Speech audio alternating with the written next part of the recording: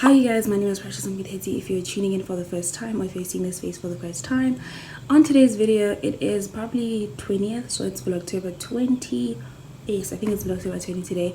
Anyway, on today's video, I'm going to be talking about 10 things that I'm coming to terms with as a 22-year-old. So I think by this time, there are like so many things that I'm coming to terms with, but I chose 10 of them, and some maybe too childish, some maybe realistic. So some people might relate and some might not, but these are 10 things that I've come to terms with as a 22-year-old. Come to terms with meaning that I've come to accept that these things happen and this is what's going on. So yeah, let's get right into it before I waste any more time. The first one is, not everyone you meet is going to be on the same level as you. And I know this might sound weird in terms of what level am I talking about, but level, I'm not talking about financial level or educational level or anything, but I'm talking in the sense of mental, how do I explain this? In the way that they think, or in the way that they process things, or in the way that I don't know how to explain this, but like, you know how, okay, let me give an example, right? It's like right now, I've never experienced heartbreak, and then I meet someone who has, and they act in a certain way. I'm not in their level or in the stage that they're at, because they're at a stage where they've experienced this and they now act in a way, like they act as people who have experienced it, and I've never experienced it. So I've come to terms with the fact that people have experienced certain things in their lives. Some people are probably way behind from where I am in terms of, let's say for example, my mental health, or in terms of growth per se, like having to learn and accept things, like face my traumas. Maybe I'm going to meet someone who hasn't met their traumas, or hasn't faced their traumas, who doesn't even know what their traumas are. So I've come to terms with the fact that I'm going to meet such people in my life, and it's not like I'm going to meet everyone who's at the same level as I am, like the same level of healing or the same level of acceptance that I'm at. Like a lot of people are moving at their own pace. Let me not say a lot, everybody's moving at their own pace. So if I'm meeting you today and you're probably at point A and I'm in point B, like that's what I'm saying. Like I've come to terms with the fact that I'm going to meet people in different levels as I am. We're not all going to be on the same level. It's not even about money, it's not even about social status. Social status is money, but anyway, but in terms of like certain things like emotions, like mental health, like so many things just in general, everybody that you're going to meet is not necessarily the same level as you, and you have to be as patient as you can, because at the end of the day, I'm not necessarily going to understand what a heartbreak is or what you're going through if you're having a heartbreak, because I've never been in a heartbreak. So you can't be angry at me, because I don't understand where you are. I'm not yet at the stage that you're at. It's same thing as Christianity. Like, okay, believing in God, let me not say Christianity, but believing in God per se, or spirituality. You probably have been doing this for 5 years and I'm only getting into it now. So we're in different stages because you've passed different things, and I'm only going to try to or learn these things as I go, navigate everything that you've learned in like your 4 years or as well. So we're not necessarily going to be, it's like a graduate and a person who's starting first year. Let's say an LLB graduate, you're not a lawyer, you've graduated, and I'm a first year law student. You get what I mean? We're not on the same level. I'm also starting to learn criminal law at this point, so you don't necessarily have to be angry or impatient with me, because I'm also learning as much as you were at this point and at a certain particular time in life. By the way, this girl looks so gorgeous, you guys. I wish I could take a video of her, but I don't know her like that, so I can't really do this. So The second thing I'm coming to terms with is the fact that I'm grown. A lot of people keep saying, oh, you're young, you don't have to have everything figured out, oh this, oh that. Listen, I said this before, that I do not confirm to the concept of you're still young and whatever. I feel like I've grown. Like I said in the previous video, I don't want to compare myself with my mom, but my mom had 3 kids at my age and she was having her life, doing things. So I feel like we have been cultivated, not really cultivated, like someone planted this idea of we are young, everything comes at a certain point in life. Like, okay, I get that everything happens at its own time in your life, but having this idea or this mentality that we are young and that, you know, all these things that we've embedded in our brains, and we don't necessarily have to have everything figured out. I feel like that promotes laziness in us as young people, because I'm 22 and I have no idea, and I get it. Maybe you might have an idea as to what's going to happen in your life, whatever. I know you probably don't have ideas like that anyway. What I'm trying to say is it probably creates this sense of laziness in us, because in as much as you have to work hard to achieve a lot of things, you get this mentality that you are young and it's okay to not be really working that much. You'll work when you're like 40 or 36. That's when you come to a point where you're like, okay. But then at the end of the day, I'm not young, and I'm not gonna lie, this is me, this is what I believe. I feel like I'm really growing, and I'm going to be graduating in like 2 years or a year. Let me say a year and a half. I'm going to be graduating in a year and a half. Do I still think I'm young? Do you get what I mean? Like, what's going to happen after I graduate? When do we get to the point where we say, okay, you've grown now? Like, am I now going to say I'm grown when I'm 30 and I have to start planning things like, okay, but a job, a house, and this and that? Do you get what I mean? Like, I don't like this concept of you're young, you don't have to have everything figured out, or this or that. I feel like we should be encouraged to start planning things at this young age, because the more you tell us that we are young and we don't necessarily have to have everything figured out, the less hard work we put in, the more lazy we become. But when we know you're driving a big car, but anyway. I hope that makes sense. But like, yeah, I think that promotes like a bit of laziness. So yeah. The third thing I'm coming to terms with is that it's okay to not be in a relationship at my age. I do not have any relationship experience, and I'm 22 years old. I've never been in a relationship, and at first it used to bother me because I felt like people would tell me that I'm going to get heartbroken at 30. I need to be in a relationship now so I could experience things now, and it's like, it really used to bother me, because I remember when I said if I don't get a boyfriend at 16, I'm not getting a relationship, and then I said if at 18 I don't get a boyfriend, still I'm not getting into a relationship ever, and didn't. And then and then at 18 I was like, okay, if I got to 20 and I still don't have a boyfriend, I'm not doing this dating thing ever. I got to 20, and then 2 years later, and I'm still saying it. So I've come to terms with the fact that it's okay to not have a boyfriend, it's okay to not have a girlfriend, it's okay to not have a relationship at all at my age. Like, at first it used to really stress me out. Like, I used to put a lot of pressure on myself until it really had to register. I would see, precious, it's fine. Like, it's not like you really need a boyfriend, or you need a partner, you need a girlfriend, whatever it is that I want, I don't know. But you don't necessarily have to have a relationship right now. Like, are we doing a relationship kind of manage? Maybe it's something that I'm not really prepared for. Maybe God hasn't prepared me for it. I don't know. Maybe it's something that I'm never going to have, or something that I was not even brought here to have. Because sometimes I don't even like understand the dynamic of relationships. Something's really uncasula, and I'm just like, that's something I'm not gonna stay for. I'm not gonna stay for. One thing about me, I'm gonna leave.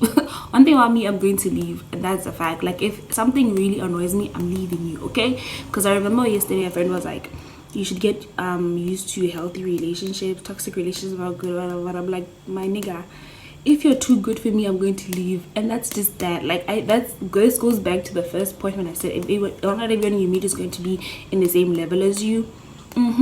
So I think I'm probably still naive. So I don't know, maybe one day I will, maybe one day I won't. But it is okay to not be in a relationship at my age. If you're my age and you have this pressure of being in a relationship because your age mates are in it, just know that it's okay to not be in a relationship at our age. It's really okay. There's nothing wrong with it.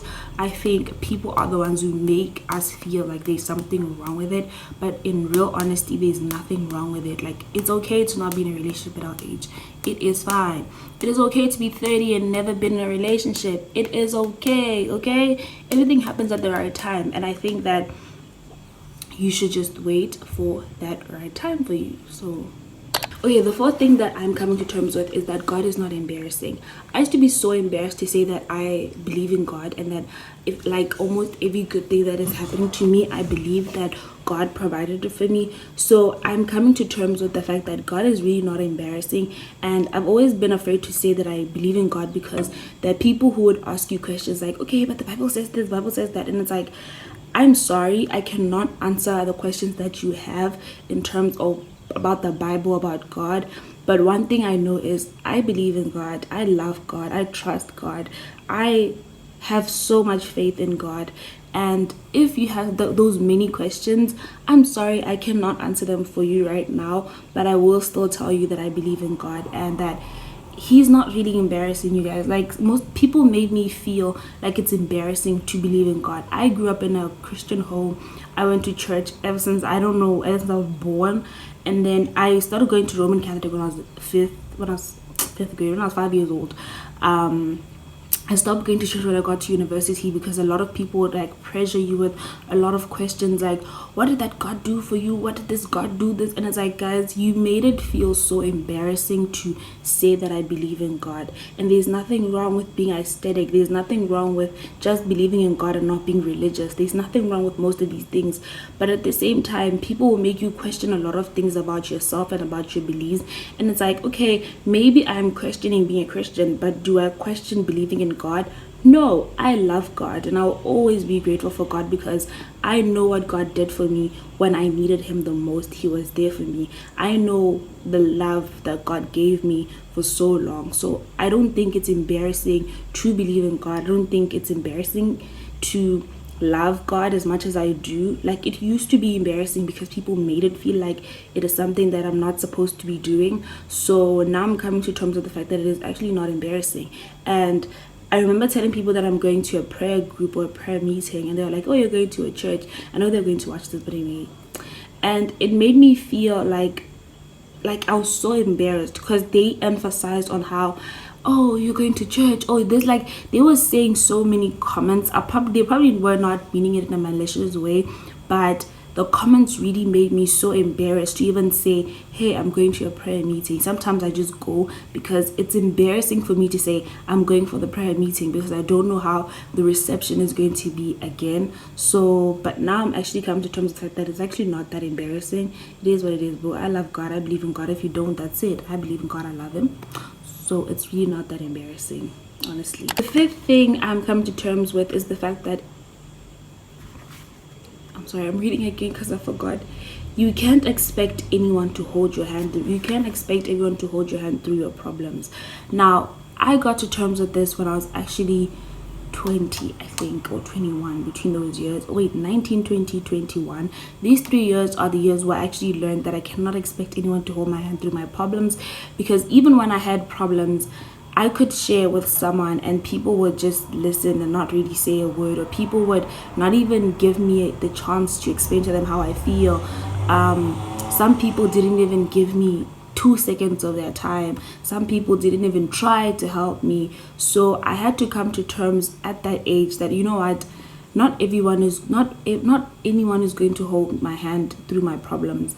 I have to face my problems. I have to find a solution for my problems. If I can't, then I'll find a way. Like, I don't know, but I'll find a way.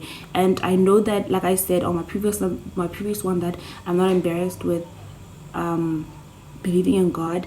I had to pray and hold God's hand ukuthi yazi uNkulunkulu ngizokubamba asambe sonke, because you've taken me through my other problems before. I know you will take me through these ones as well. So not anyone is going to hold your hand, not even everyone, let me say that, is going to hold your hand through your problems. I think it was a really tough moment when I had to come to terms with this. Even the ones that you love, that doesn't necessarily mean that now I should stop loving them because they did not hold my hand with me through my problems. But people are going through their own problems, and sometimes my problem could be a trigger for someone else's problem. Like, maybe my problem triggers their traumas, or the triggers their mental health, or it triggers something that they tried or they fought hard to like overcome or get over. So I'm coming to terms with the fact that not everyone is going to hold your hand through your problems. So that's why I've always resort to God. That's why I've always been a prayerful person and always believed that, okay, maybe God, like, not even maybe, God is going to hold my hand. God is always going to be there for me. Do you get what I mean? That's what I'm saying. Anyway, this is Editing Precious. I came to say that one last thing that I learned is that not everyone is going to support you. I'm one person who supports people very loudly. Like, I'll talk about it, put them on if I have to, but that doesn't necessarily mean that they also have to do the same thing for me. So this, I would like to put it as part of, not everyone is going to support you. Or wait, not everyone is going to hold your hand throughout your problems, but also not just problems. Not everyone is going to support you. Not everyone is going to see your vision the way you see it. So you just have to keep pushing and believe in yourself. And the one person who believes in you is the one person you need to be appreciative of. So yeah. The sixth thing that I'm coming to terms with is that not everything has a solution. Guys, we have problems, yes. I'm one person who's very practical. I've said this before. I always want solutions for everything. If you bring a problem, I want a solution for it. So at my age right now, I'm coming to terms with the fact that not every problem that I have is going to have a solution. It's like how I was saying the other, I don't know when I said this, but I don't think you guys know I said this before. But sometimes when you have something to, like when I'm venting, I want you to listen, not to give me a solution, right? And I think I've been one person who does that. Like when people vent, I'll try to give them a solution as well. So it really got to me, which as in sometimes there's no need for a solution. Do you get what I mean? And then some problems aren't really going to be fixed. Like, it's okay to have the problem, live with it, but not necessarily always want to fix that problem. So not every problem has a solution. I don't know if that makes sense, but I really had to come to terms with it, because I'm always one person who wants to fix things, because I don't like having problems and I overthink about it. I have to think about it over and over and over obsessively. So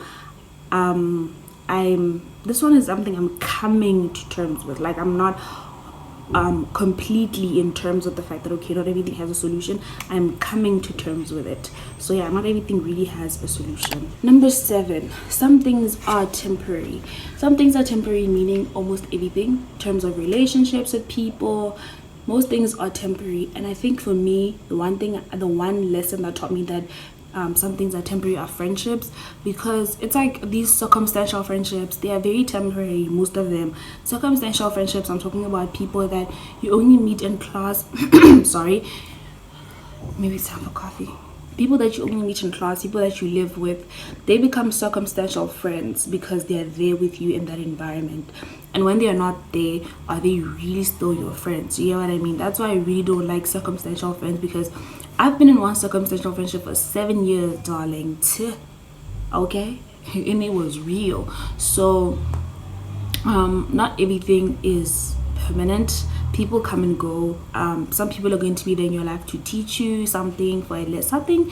What's that expression? People are there for a lesson, and some whatever that expression says.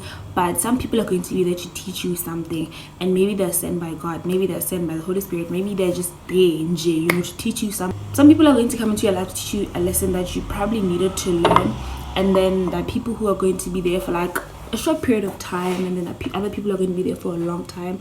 So you need to understand that everything is temporary. Some things, it can be a job can be temporary. It can be like a lot of things are just temporary. Someone can help you now, and that help is probably temporary, so you don't have to always think that this person is always going to be there for you. That's what I'm trying to say. I don't know if that makes sense, but not everything, a lot of things are temporary. Not everything is permanent. The other one is, it's okay to have female friends. Now, I know I was talking about circumstantial friendships, but growing up, I used to believe that boys are actually better friends than females. The other day, we were at a prayer meeting.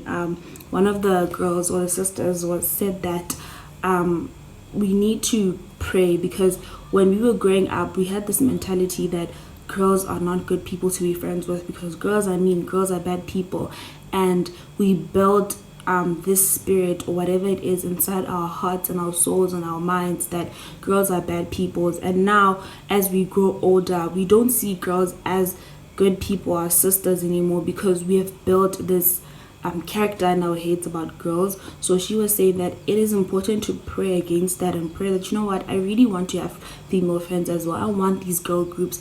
I want to be in a girls group chat. Okay, I want to go shaking my ass on a yacht with girls. But because we've built this mentality that girls are these bad, vile human beings, we don't really look at them as sisters anymore, but they're these vile human beings. And you would find that the people that you really want to be friends with, they also want to be friends with you, but because you think girls are vile people and you think girls are not good people, they also probably think the same thing about you. You get what I mean? So I really am coming to terms with the fact that it's okay to be friends with girls. Girls are good people, guys. I love females. I love being around girls. And as much as I don't love girly girl things, but at the same time, being around girls is just so nice because you can relate to a lot of things that they talk about. What am I relating when I'm with boys? Nothing. Okay, I have brothers, but I really have nothing to relate to them about. But if it's girls, like, there's a lot you can relate with them about. There are things that they can advise you on, the things that you can talk to them about, and they understand because they probably have been through it, or they understand. When I say I have butt pains, they know what I'm talking about. You get what I mean? So it is okay to have female friends, honestly. The next thing, I have to read this one. Let go of the illusion that it could have been any different. Guys, if there's one thing I had to learn, is that illusion that you have, that maybe if I didn't say that, it would have been different. Maybe if I didn't do that, maybe if I didn't. Guys, it happened. And it's okay. You said it. It's okay. So that whole idea that maybe if I didn't do this, it would have been any better, it probably wouldn't have. It probably would have been worse. Maybe you saying that, or you stopping that, or you doing something that you saying that if you didn't do it. I don't know if I'm making sense, but okay, let me give you an example, right? Maybe if you didn't hang up the phone, your mom wouldn't have gotten in a car accident. Listen, baby, I'm sorry to tell you this, but you need to let go of that illusion, because at the end of the day, whether or not you hung up or you did not, the car accident was probably going to happen. Or you're probably thinking, maybe if I didn't say, maybe if I didn't kiss the other girl, the relationship would have ended. Listen, baby, whether or not you did not kiss the girl you did, it was probably going to end at some point. I feel like things happen for a reason. Sometimes, whether you lying or you telling the truth and then things end, they're bound to probably happen. That's what I believe. If you don't, that's still fine. But the moment we learn to let go of that illusion, the more we become at peace, because now you're always going to beat yourself up with the fact that if I hadn't done that, if I hadn't done this, if I hadn't done that. That is something we need to learn to let go, because I'm coming to terms with what I came to terms with, and it's something that I practically practice or continuously practice, because at the end of the day, I believe that everything happens for a reason, and me having done that, I did it for a reason. So even if I probably even if I didn't do it, the end result was probably going to happen. That's what I'm trying to say. So yeah, the last thing I wrote was my condition. Now this one is probably weird, because someone showed me a TikTok, or I also got to see the TikTok because she was telling me about it. I also got to see the TikTok. The TikTok was saying that something that is being normalized is people making their mental health their personality. Guys, it's not like we're making our mental health our personality. Some of us say it beforehand so that you can understand the kind of people that we are. And when I say I struggle with anxiety, I want you to understand what I mean, so that when I do certain things when I'm around you, you get to understand why. If you see me every day shaking my leg in class, that's not because I want to. That's not because I don't want to pay attention. That's not because I'm not paying attention.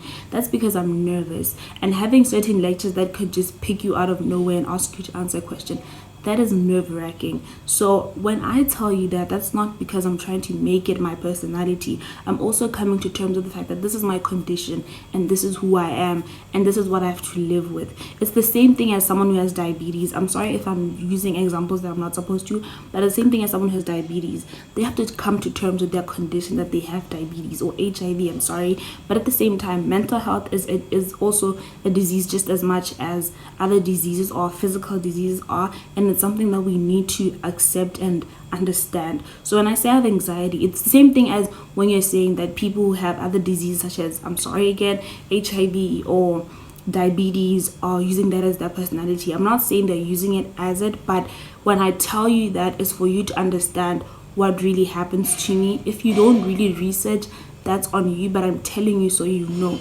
It's like literally the same thing. If I say I have diabetes and you see me eating, I don't know what I'm trying to say, but if I tell you that I have diabetes, I want you to understand my condition and know that this is what I have, not for you to start looking at me as a diabetic person, right? I don't want you to think that I'm a psycho or anything when you see me doing certain things or fidgeting or something. I'm always fidgeting. So I remember someone asking me why I'm always like moving, always touching things or doing things, and I couldn't say I have anxiety because now people think we're making that our personality, and it's like, but I do have it. You get what I mean? But anyway, I hope that makes sense. But yeah, I'm coming to terms with the fact that this is my condition. I cannot say anything else more than anxiety, but I'm coming to terms with the fact that mental health is something that I am struggling with, my mental health, and it's okay. I'm learning. I'm coming to accept it, but I think I'm not really accepting it, because if I was, anyway, but I'm coming to terms with the fact that this is my condition and I need to learn to accept it and love myself for it, but I love myself even through it. So yeah. Okay guys, those are the 10 things that I'm coming to terms with as me, Precious Omphithetse. As a 22-year-old, I would love to hear what you guys are coming to terms with at your ages, and what is it that you learned and loved from this video. Please comment down below. I would be really grateful if you guys commented down below, because I really want to hear what you guys think or what you guys have learned. It would be what am I trying to say? It would be great. So thank you so much for watching this video. Please don't forget to like and don't forget to comment, because I really want to see what you guys think. Share this video if you can, and thank you for watching.